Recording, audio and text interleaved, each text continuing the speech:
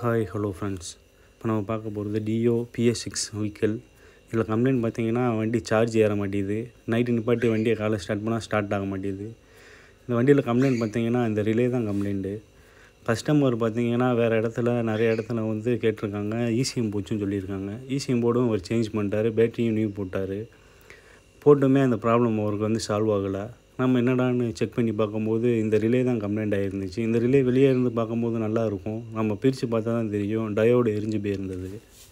இப்போ நம்ம கழட்டியே அந்த ரிலே செக் பண்ணி பார்த்தோம், போயிருந்தது. புதுசு வாங்கியாச்சு. இதோட ரேட்டு பார்த்தீங்கன்னா 280 ரூபா தான் வருது. இதோட நம்பரை பார்த்துக்கோங்க. நம்ம இந்த ரிலே வாங்கி இப்போ போட்டு செக் பண்ணி பார்க்கலாம். இந்த ரிலேயை போட்டோடனே பார்த்தீங்கன்னா இந்த ரிலே எப்படி ஃபங்க்ஷன் ஆகுதுன்னு பார்த்தீங்கன்னா, இந்த ரிலே தான் வந்து வண்டியை செல்ஃபு ரிலேவாகவும் ஒர்க்காகவும், அது போக இந்த ரிலே தான் வந்து வண்டியோட சார்ஜிங்க்கும் இந்த ரிலே தான் ஃபங்க்ஷன் ஆகும். நீங்கள் வந்து செல்ஃப் போடும்போது பார்த்தீங்கன்னா செல்ஃப் ரிலேவாக ஒர்க் ஆகும். செல்ஃபு கட் ஆஃப் ஆனோடனே வண்டி வந்து சார்ஜிங் ரிலேவாக இது தான் கன்வெர்ட் ஆகும். இந்த ரிலே தான் பிரச்சனை. இதுக்காக ஒரு நிறைய அமௌண்ட் செலவு பண்ணிட்டாரு. இந்த மாதிரி பார்த்தீங்கன்னா இப்போ தெரியும், வண்டி கரெக்டாக இப்போ சார்ஜ் ஆகுது. கஸ்டமரும் ஹாப்பி.